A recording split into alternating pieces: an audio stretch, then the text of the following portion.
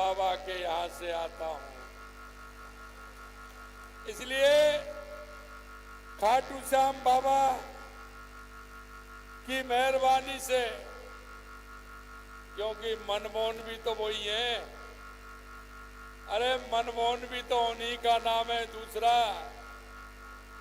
आपके एक ऐसे प्रत्याशी जिनको कि आपके बीच में काम करने की तमन्ना है, उनके मन में अपने क्षेत्र के प्रति जिस भाव को लेकर के वो आए हैं और चुनाव लड़ना चाहते हैं, ऐसे भाई मेरे मनमोहन भड़ाना जी, मैं समालकार पानीपत की इस पावन धरती को मैं नमन करता हूं।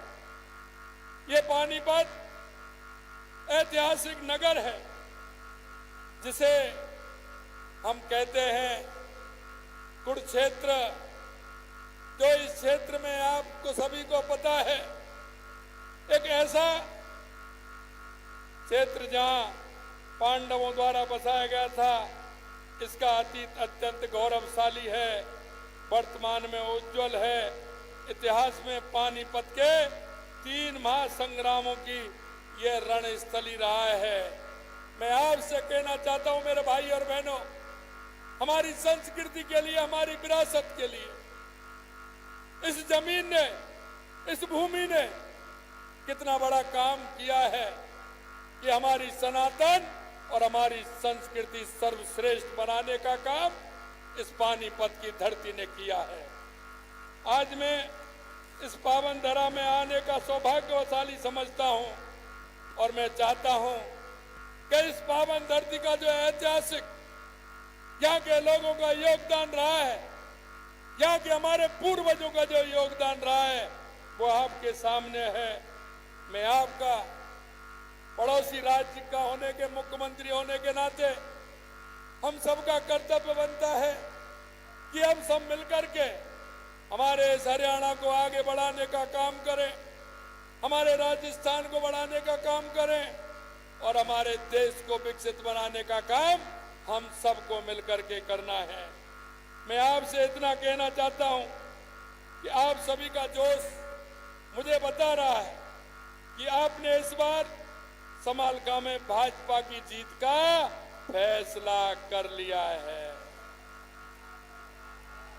हरियाणा की जनता ने, प्रदेश के हरियाणा की जनता अब हरियाणा में भाजपा की हैट्रिक लगाने का प्रण को पूरा करेगी। यही नहीं मेरे भाई और बहनों, मैं आपसे एक बात कहना चाहता हूं।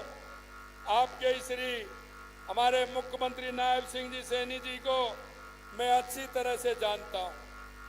वो इसलिए जानता हूं कि वो नीचे से निकल करके आए हैं, वो किसानों के दर्द को समझते हैं, मजदूर के दर्द को समझते हैं, वो एक कार्यकर्ता के भाव को भी समझते हैं। इसलिए भाई और बहनों मैं कहना चाहता हूं, उनके मन में भी करने की जो एक जिस तरह से दृढ़ इच्छा है, मैं कह सकता हूं कि आने वाले समय में हरियाणा का बहुत अति विश्वास के साथ कह सकता हूं कि बहुत बड़ा विकास होने वाला है, क्योंकि भाई नायब जी के मन में कुछ कर गुजरने की दृढ़ इच्छा शक्ति है।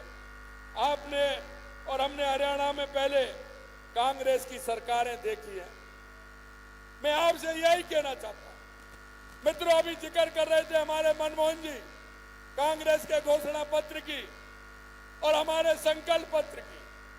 मैं आपसे इतना कहना चाहता हूं और आप जाकर के देखना, कांग्रेस के पिछले 3, 4, 5 बार के घोषणा पत्र आप देख लेना कि कांग्रेस झूठ के और लूट के अलावा कुछ नहीं करती। उन्होंने अपने पिछले घोषणा पत्र को देखना कि उन्होंने उन घोषणा पत्र पर कितना अमल किया है। मैं आपको याद दिलाना चाहता हूं, जब चुनाव आते हैं तो कांग्रेस बड़े बड़े घोषणा पत्र लाती है, जनता से झूठे वादे करती है। मैं आपसे कहना चाहता हूं, इस देश के अंदर अगर कोई भ्रष्टाचार की जननी है तो वो कांग्रेस है, कांग्रेस है, कांग्रेस है। इस देश में अगर भ्रष्टाचार की ओर धकेलने का काम किया, अगर प्रदेश में कांग्रेस ने भ्रष्टाचार की ओर धकेलने का काम किया तो इस कांग्रेस ने किया है। और आपको विश्वास होगा, क्योंकि हम भूल जाते हैं। आप पिछले घोषणा पत्र निकाल करके देख लीजिए, उन्होंने क्या क्या शब्द बाग दिखाए हैं। अरे मैं कहता हूं, ये गरीबी का नारा कांग्रेस ने कब दिया था? अरे ये नारा तो इंदिरा जी ने भी दिया, ये नारा राजीव जी ने भी दिया। अरे बीच में मनमोहन सिंह जी भी दे करके चले गए, सोनिया गांधी भी जी दे रही हैं, और अब राहुल बाबा भी गरीबी हटाने का नारा दे रहे हैं। मैं आपसे कहना चाहता हूं मेरे भाई और बहनों, इस कांग्रेस ने सिर्फ गरीबी हटाने का नारा दिया था। क्या मैं आपसे पूछना चाहता हूं, क्या कांग्रेस ने गरीबी हटाने का काम किया है? क्या कभी किसान का साथ दिया है? क्या कभी मजदूर का साथ दिया है? क्या कभी गांव की चिंता की है? मैं धन्यवाद देना चाहता हूं देश के यशस्वी प्रधानमंत्री नरेंद्र मोदी जी को कि 2014 के बाद उन्होंने इस व्यवस्था को बदलने का काम किया है। 2014 के बाद देश के यशस्वी प्रधानमंत्री नरेंद्र मोदी जी ने हमारी गरीब कल्याण की योजनाओं को देख लीजिए, हमारी विकास की योजनाओं को देख लीजिए। और यही नहीं, सीमा पर पाकिस्तान के लोग आते थे, घुसपैठिए आते थे, आतंकवादी आते थे, कहीं ना कहीं किसी शहर में बम फोड़ करके चले जाते थे, कभी किसी रेलवे स्टेशन पर बम फोड़ करके चले जाते थे। अरे यहाँ तक नहीं, हमारे जवानों के सिर काट करके ले जाते थे। लेकिन अब किसी की हिम्मत होती है क्या? अरे आप बताइए, अब किसी की हिम्मत होती है क्या? अगर उधर से गोली आती है तो इधर से गोला जाता है। ऐसा कभी आपने देखा है क्या मेरे भाई और बहनों? यही नहीं, मैं आपको बताना चाहता हूं, कभी किसानों को सम्मान देने का काम किया क्या? आज देश के यशस्वी प्रधानमंत्री नरेंद्र मोदी जी ने किसानों को सम्मान देने का काम किया है। और किसानों को सम्मान ही नहीं, मैं आपको कहना चाहता हूं, वो हमारे किसानों के बेटे जो सीमा पर सीने पर गोली खाते थे, अरे उनका सम्मान देने का काम किसने किया? अरे इनके यहाँ तो जब कांग्रेस का राज होता था तो सिर्फ बेल्ट और टोपी उसकी आती थी, हमारे सैनिक भाई का पता भी नहीं चलता था, उसके दर्शन भी नहीं कर पाते थे। अगर सैनिकों को सम्मान देने का काम किया तो देश के यशस्वी प्रधानमंत्री नरेंद्र मोदी जी ने और हमारे पूर्व प्रधानमंत्री अटल बिहारी वाजपेयी जी ने करने का किया। मैं आपसे कहना चाहता हूं मेरे हरियाणा के भाई और बहनों, किसान भाइयों, मैं आपसे कहना चाहता हूं, क्या कभी इन्होंने किसानों की चिंता की क्या? अरे किसानों की चिंता की क्या? किसानों की चिंता नहीं की तो हमारे गांव के लोग पिछड़ते चले गए, क्योंकि जो मूलभूत सुविधाएं थी गांव में, बिजली की, सड़क की, चिकित्सा की, शिक्षा की, इन्होंने समय पर पहुंचाने का काम नहीं किया। अरे मैं कहना चाहता हूं, भलाओ हमारे भारत रत्न पूर्व प्रधानमंत्री अटल बिहारी वाजपेयी जी को, उन्होंने ग्राम सड़क योजना के माध्यम से हमारे एक एक गांव को सड़क से जोड़ने का काम किया, सड़क से जोड़ने का काम। मित्रों, मैं आपसे कहना चाहता हूं कि जिस तरह का आपने देखा है, और 2014 के बाद जन कल्याणकारी योजनाओं से लेकर के, जैसा मैंने कहा आपसे, गरीब कल्याण से लेकर के, विकास से लेकर के, देश में आतंकवाद और नक्सलवाद को खत्म करने से, और देश में भारत का सम्मान और स्वाभिमान बढ़ाने से लेकर के, यह देश के यशस्वी प्रधानमंत्री नरेंद्र मोदी जी के नेतृत्व में हुआ है। मैं आपसे कहना चाहता हूं, यहां हमारे भाजपा की सरकार थी, 9 महीने पहले राजस्थान में कांग्रेस की सरकार थी। अरे आपका बाजरा तो एमएसपी पर खरीदा जा रहा था, और राजस्थान में कांग्रेस की सरकार थी, हमारे किसान भाई और हम मिलकर के आंदोलन कर रहे थे, क्योंकि वो बाजरा हरियाणा में भी खरीदा जा रहा था, उत्तर प्रदेश में खरीदा जा रहा था, गुजरात के अंदर खरीदा जा रहा था, मध्य प्रदेश के अंदर खरीदा जा रहा था, क्योंकि वहां भाजपा की सरकार थी। राजस्थान में कांग्रेस की सरकार थी। किसानों का बाजरा 1200 और 1300 में गया, आपका बाजरा 2200 और 2300 में बिका। यह नरेंद्र मोदी जी की देन है, नरेंद्र मोदी जी की देन। मैं आपसे कहना चाहता हूं मेरे भाई और बहनों, आपने देखा है कांग्रेस का जो दोहरा चरित्र आपने देखा है, यहाँ किसकी चलती है वो भी आपने देखा है, और यहाँ की आपने नौकरशाही भी देखी है। आपने नौकरशाही किस तरह की देखी, यहाँ किस तरह के हाल हुए थे। मैं कहना चाहता हूँ राहुल गांधी दुनिया में भारत को शर्मसार करने में कोई कोर कसर नहीं छोड़ रहे, और ये उनसे मिलते हैं। भारत तेरे टुकड़े होंगे इंशाअल्लाह इंशाअल्लाह। राहुल गांधी उनसे मिलते हैं। भाई हमें ये तो बता दो, आपका उनसे संबंध क्या है, क्या रिश्तेदारी है, क्या मेहरबानी है, जरा ये तो राहुल जी बताइए कि उनकी आपसे क्या रिश्तेदारी है। आप जो देश तोड़ने की बात करते हैं, देश को विखंडित करने की बात करते हैं, राहुल गांधी चुप जा करके विदेश में ऐसे लोगों से मिलते हैं। जरा बताइए उनसे क्या संबंध है आपका, ये तो बताइए। मैं आपसे कहना चाहता हूं मेरे भाई और बहनों, आपने देखा होगा ये हमारे सिख भाइयों का कितना अपमान करते हैं, कितना अपमान करते हैं। मैं आपसे कहना चाहता हूं ये वही कांग्रेस है। 84 के दंगे आपको याद होंगे, किस तरह का दिल्ली के अंदर कत्लेआम हुआ था। सब जगह कांग्रेस के नेतृत्व में कितना इन्होंने कत्लेआम किया। मैं आपको याद दिलाना चाहता हूं, यही नहीं, आपातकाल की स्थिति देश में लाने की किसने की थी? हमारे बुजुर्ग बैठे हैं। मैं उनसे कहना चाहता हूं, उन्होंने किस तरह की यातनाएं झेली हैं, उन्होंने किस तरह की स्थिति उन्होंने काटी है। और मैं यही बात आपसे कहना चाहता हूं मेरे भाई और बहनों, आप हरियाणा के भविष्य के बारे में चिंता करें। आपसे मैं ये कहना चाहता हूं, देश के यशस्वी प्रधानमंत्री नरेंद्र मोदी जी के नेतृत्व में हम विकसित भारत की कल्पना, क्योंकि हम भारत को आगे बढ़ाना चाहते हैं, हम देश को आगे बढ़ाना चाहते हैं, हमारे प्रदेश को आगे बढ़ाना चाहते हैं। मैं आपसे कहना चाहता हूं, हमने हमारे संकल्प पत्र में राजस्थान के अंदर हमने जो वायदे किए थे, आप राजस्थान में आपकी रिश्तेदारी है, नातेदारी है, आप देखते हैं आए दिन आपका आना जाना होता है। आप पूछ लीजिए कि हमने उस संकल्प पत्र में से 9 महीने हुए हैं, हमने 50% से ज्यादा काम करके उनको दिखा दिया जो हमारे संकल्प पत्र थे। और मैं आपसे कहना चाहता हूं, हमने वादा किया था जनता से, क्योंकि हमारे युवाओं के साथ धोखा दिया था राजस्थान के अंदर। 19 पेपर में से 17 पेपर लीक करने का काम किया।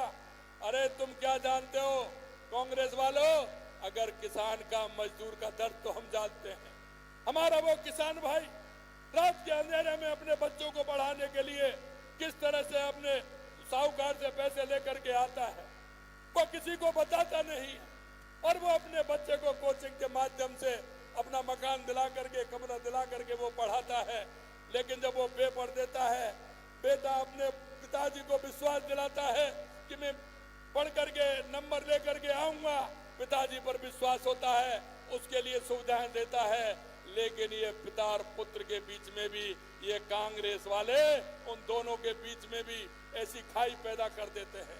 क्योंकि आपने देखा राजस्थान के अंदर 19 में से 17 पेपर लीक हुए, लेकिन हमने कहा था, हमने राजस्थान की जनता से हमारे संकल्प पत्र में वायदा किया, और वायदा हमने ये किया था कि जिन्होंने किसानों के बेटे, मजदूरों के बेटे में आंसू लाने का काम किया है, उनको आंसू लाने का काम किया, हम एक को भी बख्शने वाले नहीं हैं। और आए दिन आप पेपर में पढ़ते हैं, हमने वो कर दिखाया, SIT गठित कर दी, 150 से ज्यादा लोगों को जेल के सलाखों में बंद किया है। अब वो कहते हैं अभी ये छोटे छोटे आए, अब बड़े बड़े आने का भी नंबर आ गया है, कई बड़े भी आ गए हैं। हम आपको विश्वास दिलाते हैं हमारे भाई और बहनों, यह भारतीय जनता पार्टी है, और यह भारतीय जनता पार्टी जो संकल्प पत्र में कहती है उसे पूरा करती है। इसलिए मैं आपसे कहना चाहता हूं, ये कांग्रेस के लोग हैं, ये जैसे ही चुनाव आता है झूठे वादे लेकर के आ जाते हैं, कई तरह के सपने दिखाते हैं, जाति पात की बात करते हैं, धर्म की बात करते हैं। मैं आपसे कहना चाहता हूं, अपना भाई कौन होता है? जो समय पर काम आता है। मैं आपसे यही कहना चाहता हूं मेरे भाई और बहनों, आप किसी के बहकावे में नहीं आए और अपने रिश्तेदारों को भी फोन करें, अपने मिलने वालों को भी फोन करें और फोन करके उनको बताएं कि एक भारतीय जनता पार्टी ऐसी पार्टी है, आपने देखा है, आपने परखा है और हमारा नेतृत्व आज दुनिया का सबसे मजबूत नेतृत्व है, सबसे मजबूत नेतृत्व है। मैं आपसे कहना चाहता हूं, मैं अभी कोरिया और जापान की यात्रा पे गया था। मैं कोरिया और जापान की यात्रा पर मैं गया था। वहां के लोगों के मन में जो भाव है देश के यशस्वी प्रधानमंत्री नरेंद्र मोदी जी के प्रति, मैं आपको कह नहीं सकता। मेरे से यही पूछते हैं कि आपके मोदी जी, और हाथ करके कहते हैं कि वो बहुत बहुत मजबूत हैं, दुनिया के सबसे मजबूत नेता हैं। यह सम्मान हमें मिला है, यह सम्मान देने का काम देश के यशस्वी प्रधानमंत्री जी ने किया है। मैं आपसे यही कहना चाहता हूं, ये क्या जाने दर्द को 40 साल से वन रैंक वन पेंशन का मसला चल रहा था। क्या कांग्रेस के लोगों ने उसे हल करने का काम किया? देश के यशस्वी प्रधानमंत्री नरेंद्र मोदी जी ने उसका हल करने का काम किया है। और मैं आपसे इतना ही कहना चाहता हूं, हरियाणा में हमारी सरकार को जिस तरह से काम किया है, और भाई नायब सैनी आपसे जुड़े हैं, एक किसान परिवार से आने वाले, साधारण परिवार से आने वाले व्यक्ति हैं, और ऐसे ही हमारे मनमोहन जी हैं, और इनके मन में जो ललक है और आप करने गुजरने की जो तमन्ना है, मैं आपको विश्वास दिलाता हूं, ये मनमोहन जी आपके क्षेत्र का विकास करेंगे। इसलिए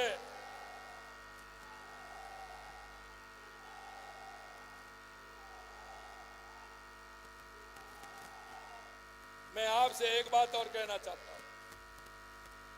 आपको, क्योंकि आज मैं आपके बीच में आया हूं और उस धरती पर आया हूं। यह तपोभूमि है, यह भूमि है जिनने सनातन को मजबूत करने का काम किया है। यह वो भूमि है इसने दुनिया को रास्ता दिखाने का काम किया है। इसलिए मैं यहां खड़ा होकर के आपसे कहना चाहता हूं, आप यहां पूर्ण रूप से भारतीय जनता पार्टी को जिताइए। आपको एक के बदले में दो मुख्यमंत्री मिलेंगे, दो मुख्यमंत्री मिलेंगे। आपके साथ कंधे से कंधा मिलाकर हम काम करेंगे और आपको ये विश्वास दिलाते हैं। और हम तो खाटू श्याम की धरती से आते हैं, और आपने देखा होगा हमारे संकल्प पत्र में हमारे उन आस्था के केंद्र और हमारे सनातन के केंद्र को हमने मजबूत करने का काम किया है। अरे मैंने भी खाटू श्याम को एक अच्छा और एक ऐसा दर्शनीय स्थल बनाने के लिए हमारी सरकार ने 100 करोड़ रुपए दिए हैं, 100 करोड़ रुपए। और मैं चाहता हूं कि हमारा यहाँ जो चुलकाना धाम है वो भी बहुत प्रसिद्ध धाम है, और वो भी यहाँ एक अच्छा और सुंदर बने, ये भी मैं कहना चाहता हूं। और हमारी संकल्प पत्र में ये कहा है कि इसको भी हम बनाने का काम करेंगे। अंत में मैं आपसे इतना ही निवेदन करना चाहता हूं मेरे भाई और बहनों, ये कांग्रेस के लोग बहुत स्वार्थी हैं। ये जब चुनाव आता है तो इस तरह की बात करते हैं। फिर मैं याद दिला रहा हूं आपको, इनके किसी भी बहकाने में नहीं आना है, इनको मुंहतोड़ जवाब देना है, और आपको हरियाणा में फिर से हैट्रिक लगानी है और नायब जी के नेतृत्व में फिर से सरकार बनानी है और हमारे मनमोहन जी को जिताना है। और मैं आप सभी को बहुत बहुत धन्यवाद देना चाहता हूं। आप सभी मेरे साथ मिलकर के भारत माँ का जय बोलेंगे और दोनों हाथ खड़े करेंगे ऊपर, और उसके बाद जय बोलेंगे। दोनों हाथ, अरे भैया दोनों हाथ, अरे ये पंजा मत दिखाइए, इस पंजे ने कर दिया देश को गंजा। हनुमान जी की मुष्टिक बांधिए, मुट्ठी बांधिए पूरी, और जोर से बोलिए भारत माता की, भारत माता की, भारत माता की। बहुत बहुत धन्यवाद।